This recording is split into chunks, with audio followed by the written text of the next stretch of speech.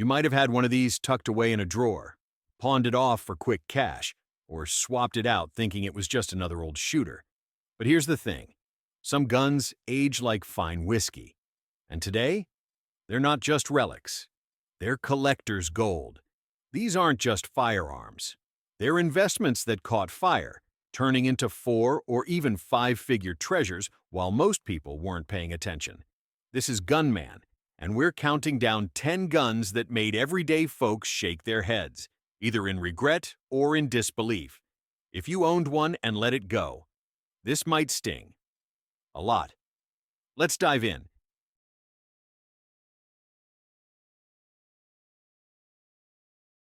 If you ever had a Colt Python and sold it for a couple $100, yeah, you might still be kicking yourself. The Python debuted in 1955, marketed by Colt as a premium revolver, but it quickly gained a much better title, the Rolls-Royce of wheel guns, and it earned that nickname. The early Pythons were hand-fitted, mirror-polished .357 Magnum revolvers with forged steel frames and full-lug barrels. Each one was assembled by skilled gunsmiths, often requiring hours of manual adjustment and inspection to meet Colt's demanding standards.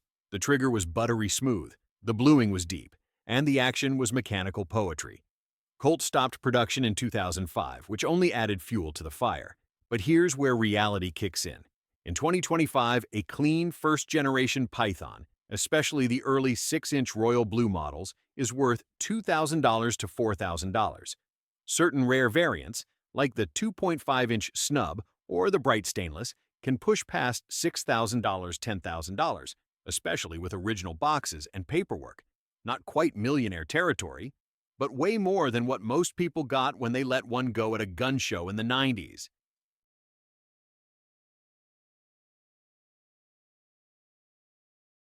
Now, if there's one rifle that carries the spirit of the American West and the weight of real collector value today, it's the Winchester 1886. Originally released as a big-game lever-action rifle, the 1886 wasn't meant for your everyday cowboy.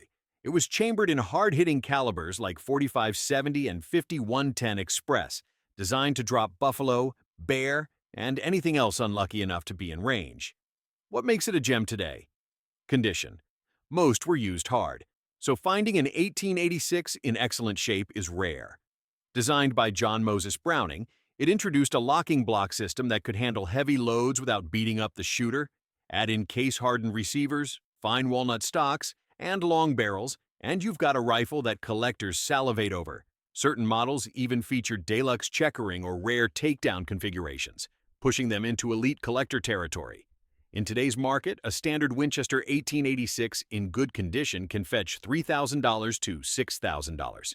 Special order rifles, with custom engraving or rare chamberings? Try $25,000, $75,000, yes. Some auctions have cracked 6 figures for pristine examples. So, if your grandpa's old lever action ended up in a garage sale, someone out there owes you a thank you card.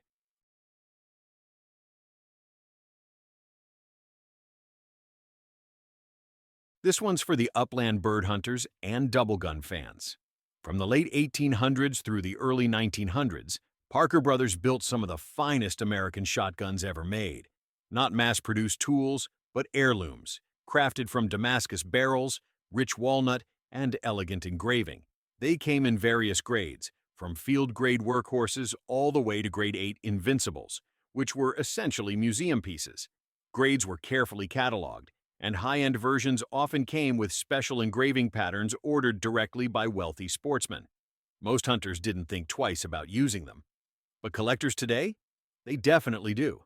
A standard Parker in fair shape might be worth $2,000, $5,000, depending on gauge and condition.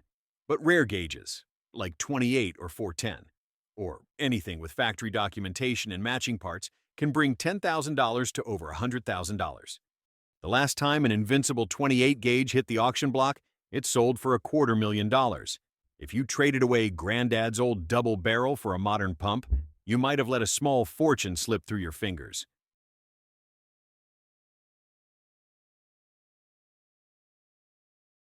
The Ruger No. 1 isn't flashy, it's not tactical, and it doesn't even have a magazine. But for those in the know, this single-shot rifle is one of the most underrated modern collectibles out there. Introduced in 1967, the Ruger No. 1 was built around the elegant falling block action, a design that feels as much Victorian as it does American classic. With deep bluing, clean lines, and gorgeous walnut stocks, this rifle was old-school craftsmanship with modern accuracy. Here's the twist. Ruger made them in dozens of calibers and configurations. Some were made for years. Others quietly discontinued after short runs.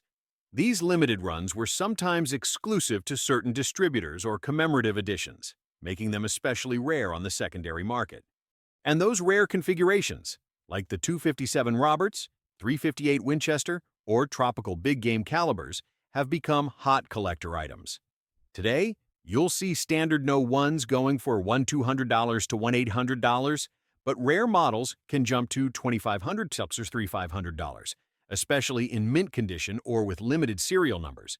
It's not millionaire money, but it's definitely a rifle that quietly climbed in value while no one was watching.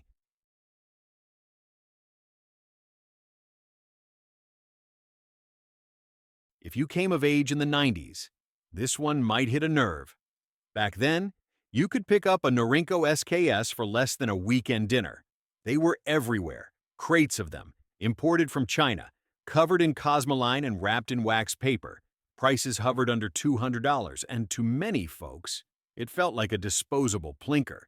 And then people started modifying them, painted stocks, aftermarket mags, Tabco kits, and in doing so, they unknowingly erased collector value. Here's what changed. In the mid-1990s, the U.S. government banned imports of Chinese military rifles, cutting off supply overnight. Suddenly, those greasy old SKSs became limited stock. Collectors began to realize that matching serial numbers and factory stampings added significant value, especially for pre-ban imports. Today, a clean, all-matching Norinco SKS, especially a pre-ban model with its original bayonet, stock, and factory stampings, will fetch $600 to $800 easy. Specific factory codes, like Triangle 26 or rare Arsenal marks, can push past $1,000 in excellent condition. It's not a retirement plan, but for something once tossed in a corner of the closet.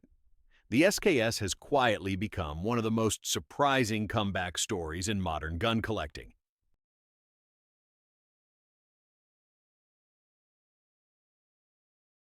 It's just a 22, right?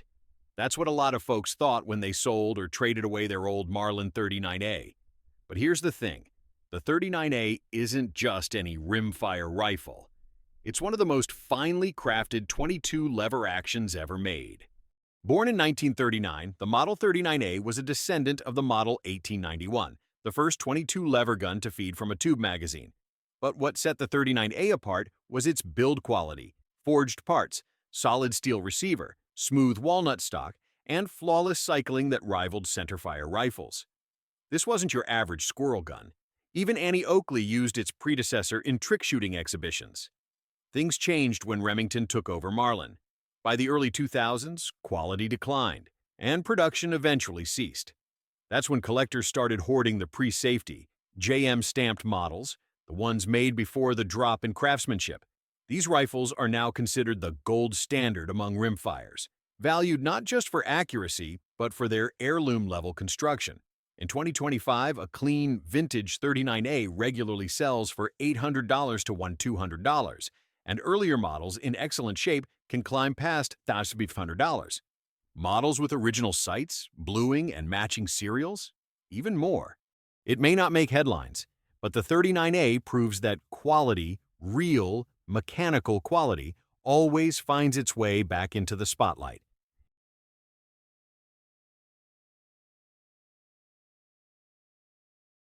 If there's one rifle that screams Cold War prestige, it's the FN FAL, affectionately dubbed the right arm of the free world. This iconic battle rifle armed over 90 countries during the golden age of NATO, chambered in .308. It's a semi-auto, gas-operated beast with a 20-round detachable mag, a tilting bolt, and the rugged charm of classic European engineering. But we're not talking about just any FAL here. The ones collectors chase? Early Belgian imports, especially those brought into the U.S. before the 1989 import ban. Back in the 70s and 80s, you could walk into a shop and pick up a Steyr imported FN FAL for around $800 to $1,000. Pricey for the time, but nothing compared to what they go for now. In today's market, a clean Belgian Type 1 or Type 2 FAL with all original parts can command $4,000 to $7,000, sometimes more depending on provenance and rarity. And if you've got a G-Series model, one of the few that slipped in before the ATF classified them as machine guns. Buckle up. Only a few thousand of these made it in legally, and their documentation makes or breaks their collector value today.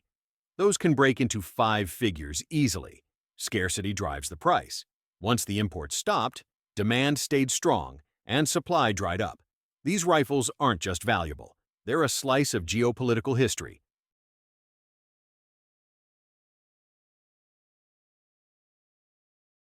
Oversized, overpowered, over-engineered, and now overvalued in the best way possible. The original Desert Eagle Mega introduced in the early 1980s wasn't built to be subtle.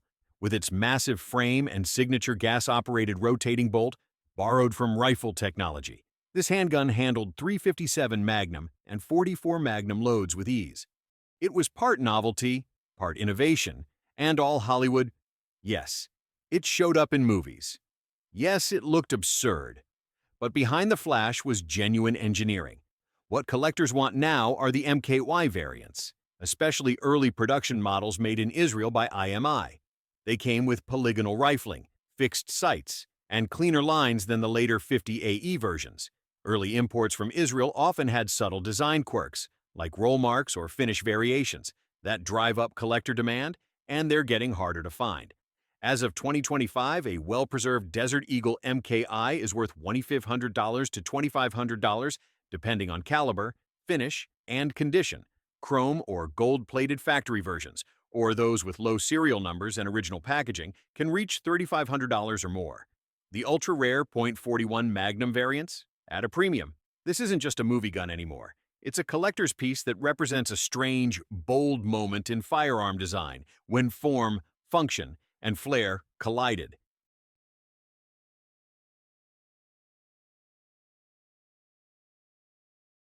Before the Beretta M9, before the SIG P226, there was the Walther P38.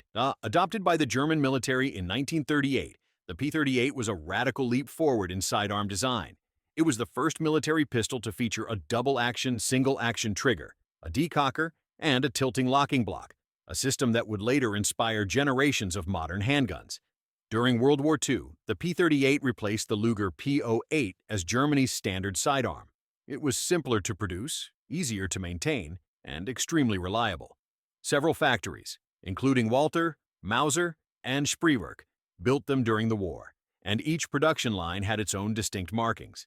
Some collectors specialize in identifying wartime codes and proof marks, turning each pistol into a traceable artifact of military history. That's where collectors come in. In today's market, a wartime P38 in decent, all original condition is worth $800 to $400. But rare markings, such as early AC codes, matching serials, or pistols with intact Nazi-era acceptance stamps, can bump that number higher. If the pistol is accompanied by its original holster, magazines, or even veteran bringback papers. At a premium. It's not the flashiest gun in the case, but for World War II collectors, the P38 isn't just history, it's the foundation of the modern duty pistol, and it remains one of the most affordable and accessible ways to own a real piece of military engineering that changed everything.